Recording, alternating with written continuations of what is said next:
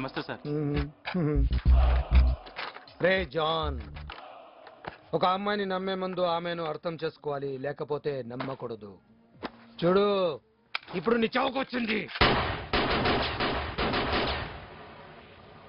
ప్రవళిక నా చెప్పరా. జాన్, అప్పారావు రజాక్ చంపేశాడు. రజాక్ని పోలీసులు చంపేశారు. అంతా మనం అనుకున్నట్టే జరిగింది. ఓకే. వెళ్ళను ప్రవళిక, నీ మాట నిలబెట్టుకున్నావు. అనవసరంగా ఒక అమాయకుడిని చంపించాను. ఓ పిచ్చోడు పోతే ఏంది? 1000 మంది ప్రాణాలు కాపాడి గొప్ప హీరోయిన్ అవుతున్నావు. నా ఇంటర్వ్యూ తోటి నీ కంపెనీలో టాప్ పొజిషన్లకు పోతున్నావు. ఇంతకీ నీ పాస్పోర్ట్ ఏడున్నది? టెన్షన్ పడకు, నాతో పాటు దుబాయ్కి నీకు టికెట్లు కొందామని తెప్పించిన. నువ్వు వీడుంటే నాకెంత డేంజరో తెలుసు. నీతో అబద్ధం ఆడినా. అది చెప్పిన తర్వాత ఇంటర్వ్యూ మొదలు పెడదాం. Necklace road, IMAX, NTR garden, Secunderabad railway station, ఈ జాగాల బాంబులు పెట్టి మన దుబాయ్ ఫ్లైట్ టేక్ ఆఫ్ అయిన గంటకే అవి వేల్తాయి. హైదరాబాద్ షేప్ మారిపోతుంది.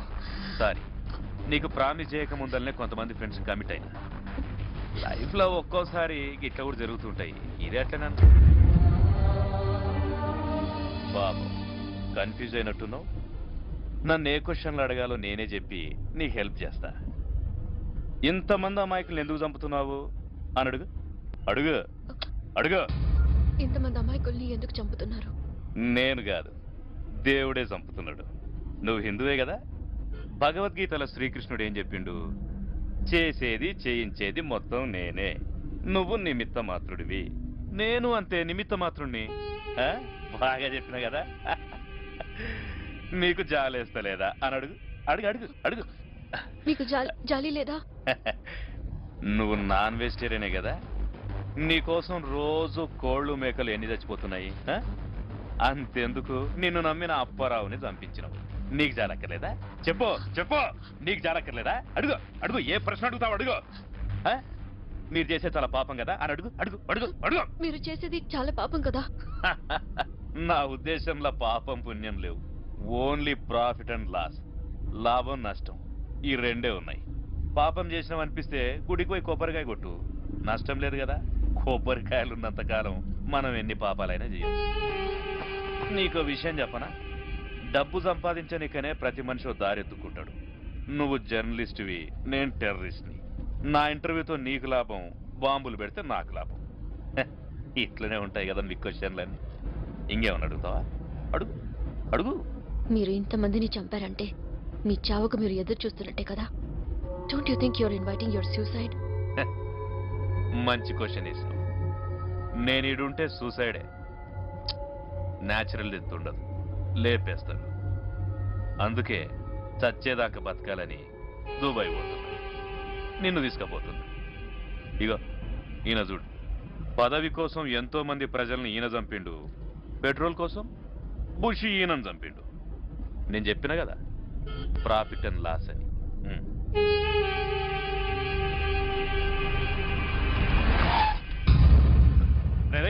క్యా హువా రే? సారీ సార్, డీజిల్ అయిపోయింది. ఉల్లు కబడ్డీ. చివరిగా ఒక క్వశ్చన్. బ్యాటరీ అయిపోయింది. మీ లైఫ్ అంబిషన్ అంటే మీ జీవిత ఆశయం ఏంటి? ఒక్కటేంది, శానున్నాయి. ముందుగాల నేను పెళ్లి చేసుకోవాలి, నీకు ఇష్టం ఉన్నా లేకపోయినా.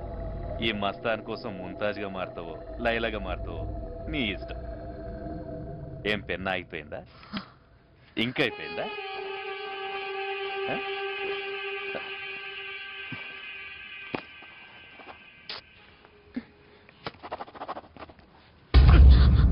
సారీ. నీకు దమాకుందా? ఈ డ్రెస్ ఎట్లా పోవాలి? Sorry sir.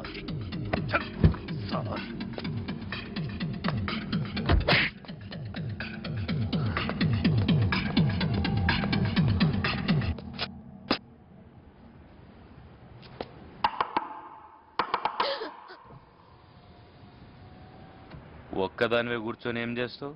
దిగు అన్నీ దిగు. నేనే ఏంట్రా చూస్తావు? ఎంత డీజిల్ కొట్టుకోవాలి?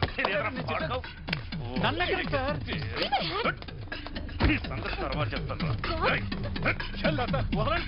వదిలేది రాలే.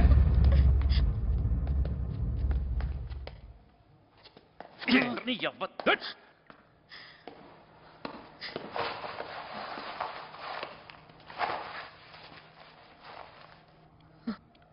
కదలకుండ్రే.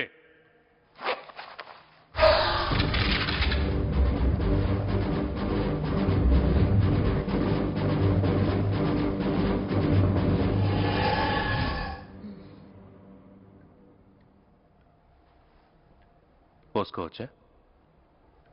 పోసుకోవచ్చా?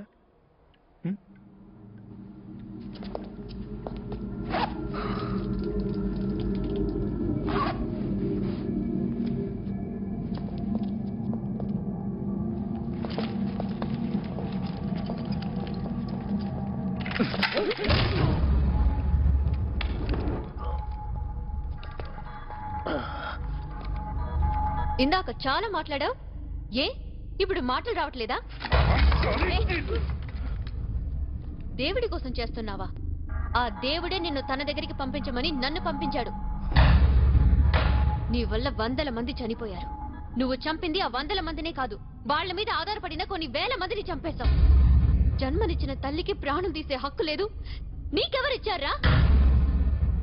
నీలాగా దేశాన్ని నాశనం చేయాలనుకునే వాళ్ళు గంటకొకరు పుడితే, దేశానికి ఉపయోగపడే వాళ్ళు సెకండ్కొకరు పుడతారా?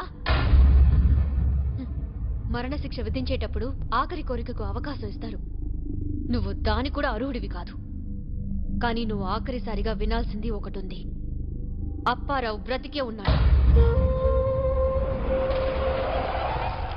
చావుకొచ్చింది.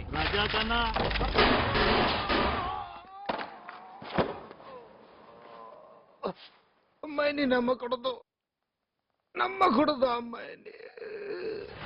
జాన్, అప్పారావు రజాక్ చంపేశాడు. రజాక్ను పోలీసులు చంపేశారు. అంతా మనం అనుకున్నట్టే జరిగింది.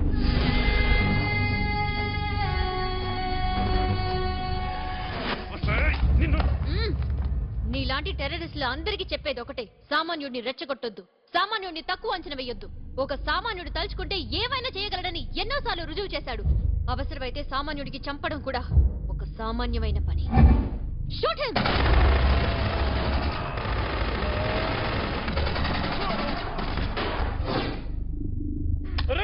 అసలు నీలాంటి వాళ్ళు ఎందుకు పుడతారా? నీ వల్ల నా ఫ్యామిలీ అంతా చెత్తనా కొడక.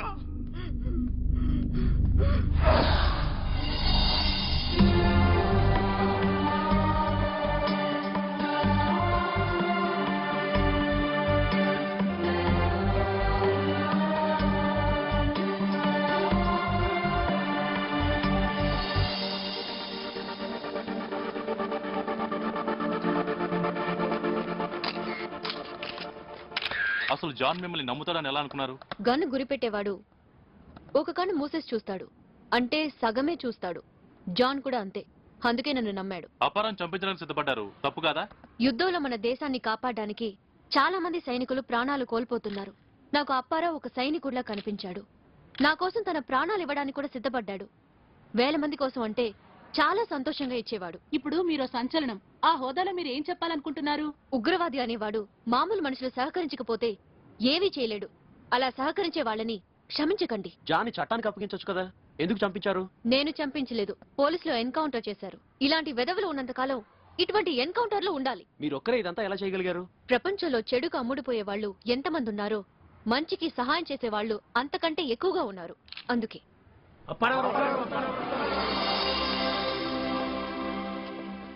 మీరు ఇప్పుడు మనసులో ఏమనుకుంటున్నారు?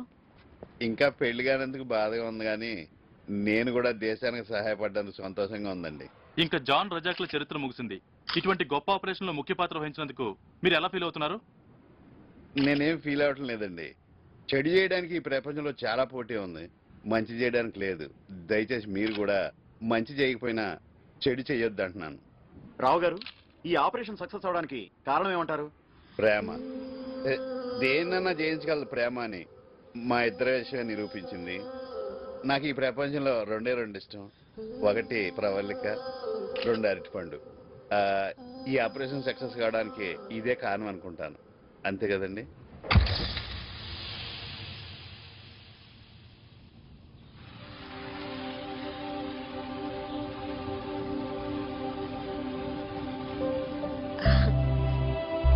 రావు గారు, మీరు నన్ను ప్రేమించారని నాకు తెలుసు. నేను మీకు ఎలా చెప్పాలో నాకు అర్థం కావట్లేదు.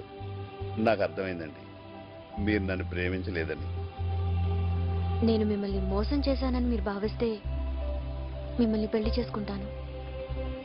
జాలితో ఎవరు పెళ్లి చేసుకోరండి, ప్రేమతో చేసుకుంటారు. మీ ప్రేమను పొందలేకపోయినప్పటికీ మీ స్నేహాన్ని పొందాను. నాకు అది చాలు. మీరెవరూ సాధించలేని దాన్ని సాధించారు. అందులో ఈ అప్పారావు పార్టీ ప్లస్ కూడా ఒక గుర్తింపుని తెచ్చారు. ఇంకా మీరు చేయాల్సింది చాలా ఉంది. All the best. ఏమండి, నేను ఎప్పుడన్నా ఫోన్ చేస్తే ఎవరో మీరని మాత్రం అనకండి. నమస్తే, వస్తానండి. రావు గారు, మీకు విషయం చెప్పకపోతే నన్ను నేను మోసం చేసుకున్నట్టే. మీరు చాలా టాలెంటెడ్. మిమ్మల్ని యూకే తీసుకెళ్తానని చెప్పాను. తీసుకెళ్తాను. అక్కడ మన ఇద్దరు ఫ్యాషన్ స్టూడియో ఓపెన్ చేద్దాం. ఆ? మీరు భలే ట్విస్ట్ ఇస్తారండి.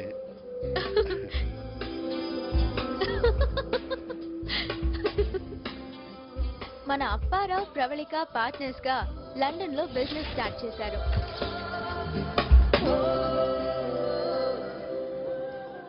అప్పారావు 50+ అయ్యేలోపు లైఫ్ పార్ట్నర్స్ అయ్యారు.